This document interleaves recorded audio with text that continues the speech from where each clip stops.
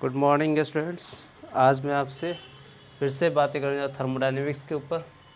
Thermodynamics में आज मैं कुछ इंपॉर्टेंट टॉपिक, जैसे हम बात करें साइन के बारे में कि किस तरह की साइन हुआ करता है। तो सपोज़ मान लीजिए मेरे पास एक सिस्टम है, ये मेरे पास सिस्टम है। अब सिस्टम में अगर मैं कहूँ कि ऑन द सिस्टम, ये क्या सिंबल दिख रहा है, ऑन द सिस्टम। तो अगर मैं वर्क को ऑन द सिस्टम वर्क कराता हूँ तो मेरे पास आता है पॉजिटिव। अगर मैं कहूँ कि बाय द सिस्टम, तो बाय द सिस्टम की बातें मैं करूँगा कि सिस्टम से मैं वर्क करा रहा हूँ तो वर्क मेरा हो जाएगा निगेटिव। तो देखिए, बाय द सिस्टम का मतलब क्या, सिस्टम टू सराउंडिंग। और ऑन द सिस्टम मीन्स क्या कि ऑन द सिस्टम बोलने का मतलब कि सराउंडिंग टू सिस्टम हमारा वर्क हो रहा है। अगर मैं हीट के टर्म में कहूँ तो हीट ऑन द सिस्टम की बातें करूँ मैं, तो ऑन द सिस्टम अगर मैं हीट बात कर रहा हूँ, ठीक है, इंथैल्पी, तो ये मेरे पास हो जाया करेगा पॉजिटिव। अगर वही मैं और कार्टेशियन साइन लेके चलता हूँ कि बाय द सिस्टम कैसा होगा, बाय द सिस्टम, तो हीट की जो सप्लाई होगी वो आएगी निगेटिव। ठीक है, तो हीट के टर्म में और heat on the system positive, heat bye the system, क्योंकि सिस्टम से हीट क्या हो रहा है, रिलीज हो रहा है, तो क्या दिखेगा, माइनस। ठीक है, निगेटिव सिंबल आप दिखाओगे। पॉजिटिव कहने का मतलब कि ऐसे सिस्टम क्या हुआ करेंगे, इंडोथर्मिक, और ऐसे सिस्टम क्या हुआ करेंगे, एक्जोथर्मिक। ठीक है, तो ये तो बातें हुई मेरे पास कि हीट किस तरह से काम कर रहा है। ठीक है, चलिए इसके बाद मैं आपको ले चल रहा हूँ थर्मोडायनेमिक के फर्स्ट लॉ। ठीक है, तो ये हमें साइन याद रखना है कि अगर मैं ऑन द सिस्टम करा रहा हूँ कि हम बाय द सिस्टम करा रहे हैं। ठीक है, तो अगर हम पिस्टन के द्वारा किसी भी सिस्टम पे वर्क करा रहे हैं, तो अगर हम कंप्रेस कराएंगे तो पॉजिटिव आएगा। अगर मैं उसी को एक्सपेंशन करा रहा हूँ, ठीक है, तो वो मेरे पास क्या आ जाएगा, निगेटिव आ जाएगा। ठीक है, तो इतनी चीज़ें हम देखेंगे। और इसके बाद मैं आपसे बातें करने जा रहा हूँ, ये मेरे पास है फर्स्ट लॉ ऑफ थर्मोडायनेमिक्स। तो थर्मोडायनेमिक्स का पहला नियम, फर्स्ट लॉ की बात करूँ तो ये क्या हुआ करता है, मान लीजिए एक मेरे पास सिस्टम है, और ये जो सिस्टम है इसमें हमने कहा कि अगर मैं हीट सप्लाई करता हूँ, हीट मतलब क्यू क्या है, हीट है। हीट देने से क्या होगा, इसके अंदर वर्क चेंज होगा, वर्क होगा। हीट देंगे तो क्या होगा, वर्क होगा। ठीक है, तो अगर हीट सप्लाई करता हूँ तो इसकी इंटरनल एनर्जी में क्या हो रहा है, चेंज हो रहा है। ये मेरे पास सिस्टम के अंदर क्या स्टोर्ड एनर्जी है, इंटरनल एनर्जी। तो जैसे ही हीट देंगे तो इंटरनल एनर्जी में चेंजिंग होगा। तो इंटरनल एनर्जी में चेंज होगा तो इसको हम दिखा दिए यू से, और क्यू हीट हो गई, तो क्या हो रहा है, वर्क डन हो रहा है। ठीक है, तो अगर हम दो तरह से बातें करेंगे इसमें कि ऑन द सिस्टम क्या होगा और बाय द सिस्टम क्या होगा। ठीक है, ऑन द सिस्टम और बाय द सिस्टम, तो वर्क डन बराबर क्या हो जाएगा, कितना हम अगर वर्क करा रहे हैं तो वर्क बराबर क्या हो जाएगा, Q प्लस यू। ठीक है, तो अगर Q पॉजिटिव भी ले रहा हूँ मैं, ऑन द सिस्टम है, इंटरनल एनर्जी हमारा क्या हो रहा है, चेंज हो रहा है। ठीक है, तो अगर मैं इसको ऐसे भी लिखूँगा कि ये तो मेरे पास हो गया, हम इसको ऐसे भी लिख सकते हैं U equal to Q minus W, work done हो रहा है। ठीक है, तो हम इस तरह से भी हम इसको दिखा सकते हैं। अगर हम बाय द सिस्टम की बात करेंगे तो ये क्या हो जाएगा, मेरे पास work done by the system, तो ये क्या दिखाएगा, माइनस सिंबॉलिक फॉर्म में दिखाएगा। ठीक है, अब मैं सेकंड वाले डेराइव को दिखा रहा हूँ, तो ये क्या हो जाएगा, U इक्वल टू क्यू क्या है, हीट है। ठीक है, और ये प्लस W हो जाएगा। ठीक है, बाय द सिस्टम देख पा रहे हैं आप।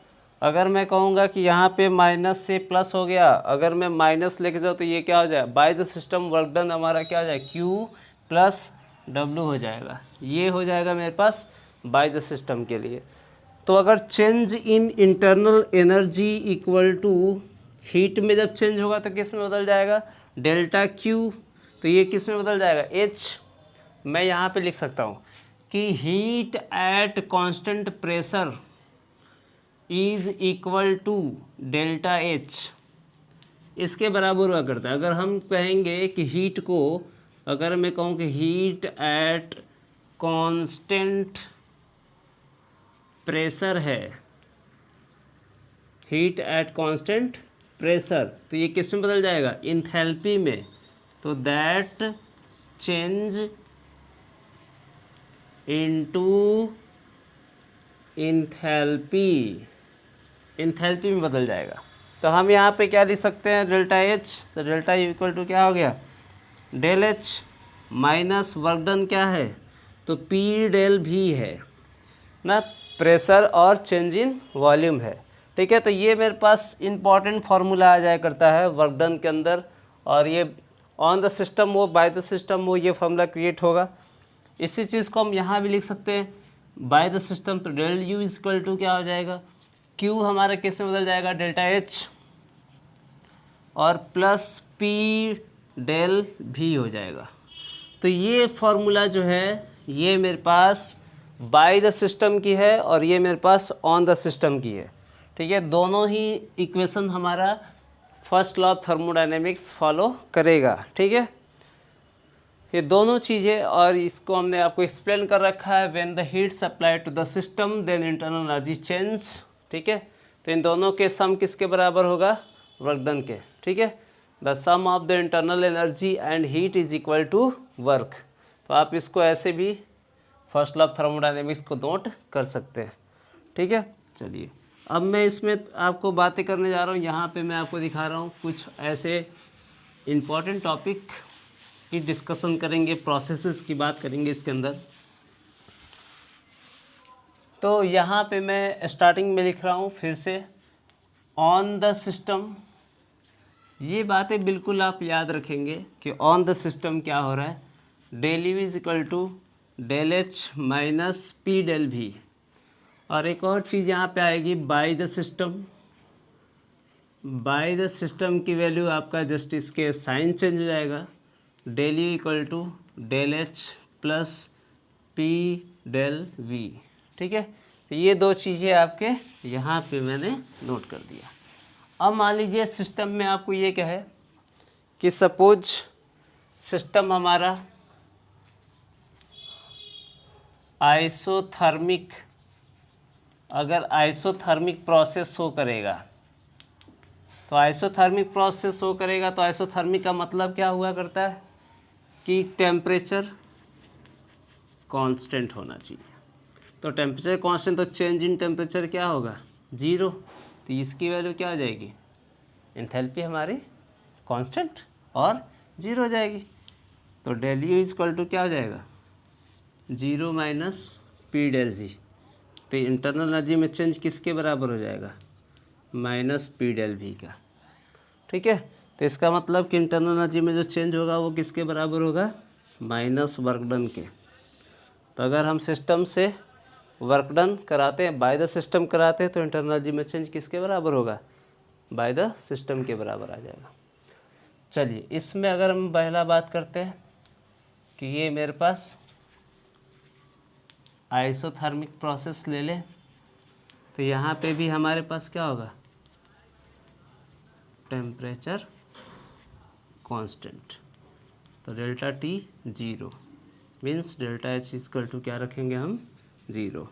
तो इंटरनल एनर्जी में चेंज किसके बराबर हो जाएगा, पी डेल भी का। ठीक है, तो अब बताइए इंटरनल एनर्जी में चेंज इक्वल टू क्या हो जाएगा, वर्क।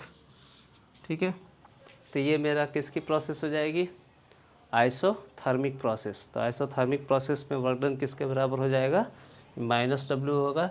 इसका मतलब कि वो कैसा है, ऑन द सिस्टम बोल रहा है। अब बाय द सिस्टम बोलेंगे तो कैसा हो जाएगा, del is equal to work done. ठीक है, चलिए ये पहला प्रोसेस हो गया। अब बातें करें हम दूसरे प्रोसेस की, सेकेंड। चलो इस पे भी अब न्यूमेरिकल हम लोग सॉल्व करेंगे। सेकंड प्रोसेस है आइसोकोरिक।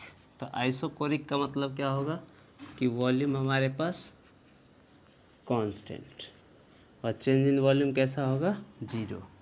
तो डेल यू इक्वल टू क्या हो जाएगा, del H minus P del V. तो डेल भी क्या, जीरो, तो ये क्या हो गई, पूरी जीरो हो गई। तो डेल इक्वल टू क्या हो जाएगा, डेल एच।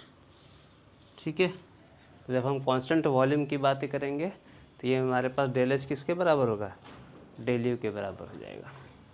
अब ये सेकंड इसका भी आप देख लेंगे, ये मेरे पास आइसोकोरिक का है।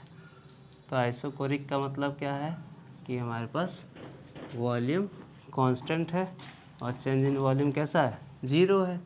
तो फिर से हमारा डेल यू इक्वल टू किसके बराबर हो जाएगा, डेल एच के बराबर हो जाएगा। बात है समझ में। तो ये तब होगा जब ये आइसोकोरिक कोई सिस्टम हो, वॉल्यूम कांस्टेंट है, तो ये पार्ट हमारा वर्क डन क्या हो जाएगा, जीरो, वर्क डन होगा ही नहीं। ठीक है, वॉल्यूम ही नहीं चेंज हो रहा है, तो ना हम उसे कंप्रेस करा सकते हैं, कंप्रेस कराएंगे तो भी वॉल्यूम में चेंज नहीं हो रहा है। ठीक है, ना वो एक्सपेंशन दिखाएगा ना वो कंप्रेशन दिखाएगा। ठीक है, चलिए अब हम इसके बाद आइसोबारिक बात करेंगे, तीसरा। तो तीसरा थर्ड प्रोसेस है आइसोबारिक। ठीक है, तो आइसोबारिक का मतलब क्या हुआ कि प्रेशर हमारा कांस्टेंट है, तो P तो कांस्टेंट हो जाएगा। ठीक है, तो यहाँ पे फॉर्मूला बस चेंज होगा, del is equal to del H. तो जैसे प्रेशर कांस्टेंट होगा तो P डेल भी हमारा किसके बराबर हो जाएगा, RT के बराबर हो जाएगा, NRT के बराबर हो जाएगा। ठीक है, तो यहाँ पे बस हम इतना चेंजिंग करेंगे, ये मेरे पास इस तरह के हो जाया करता है। तो del H equal to del U equal to del H minus NRT। तो ये जो आपका पी डेल भी है वो इसमें कन्वर्ट हो जाएगा। वही सेम प्रोसेस आपका यहाँ भी है, थर्ड आइसोबारिक। आइसोबारिक कि प्रेशर हमारा क्या है, कांस्टेंट है। ठीक है, तो अगर प्रेशर कांस्टेंट हो जाएगा तो क्या होगा, ये मेरे पास del U equal to del H plus NRT। ठीक है, ये आ जाएगा। तो ये चीज़ हो गई मेरे पास आइसोबारिक प्रोसेस। अब एक और है एडियाबैटिक प्रोसेस। तो एडियाबैटिक प्रोसेस, ठीक है, जहाँ पे Q की वैल्यू क्या रहेगी, कांस्टेंट, और Q हमेशा हीट कांस्टेंट ही रहेगा क्योंकि हम एडियाबैटिक वाल ले रहे हैं। तो एडियाबैटिक वाल का मतलब heat, no flow of heat, ना सिस्टम से सराउंडिंग नहीं जाएगा, सराउंडिंग से सिस्टम नहीं जाएगा, तो उसको हम बोलते हैं एडियाबैटिक। एडियाबैटिक के अंदर Q की वैल्यू क्या होती है, कांस्टेंट होती है, तो हीट का फ्लो किधर से भी नहीं होगा। तो हम क्या बोल सकते हैं कि डेल यू बराबर क्या हो जाएगा, ये तो जीरो हो जाएगा, यहाँ पे माइनस वर्क डन। तो del U equal to minus work done. ठीक है, तो इसका मतलब यही है कि हीट क्या होगा, no transfer of heat, adiabatic, तो नो ट्रांसफ़र ऑफ हीट। ठीक है, तो इसका भी आपका पॉइंट देख सकते हो कि एडियाबैटिक है तो क्या है,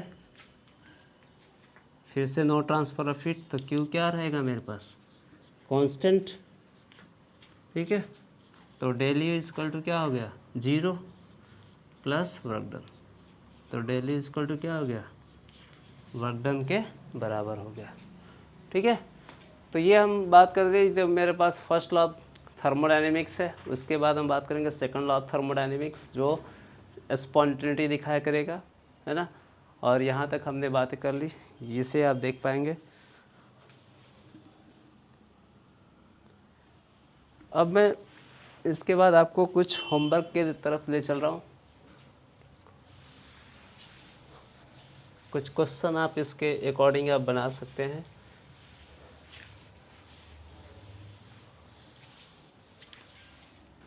question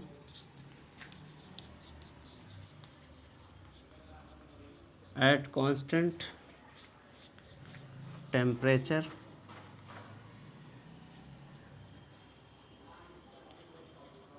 work done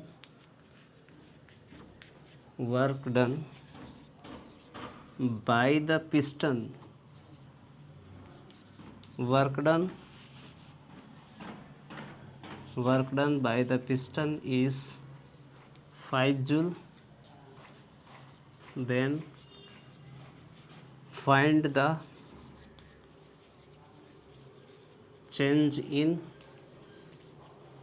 internal energy. तो क्या बोल रहा है, इंटरनल एनर्जी आप फाइंड करो। ठीक है, क्वेश्चन नंबर 2 है एट कांस्टेंट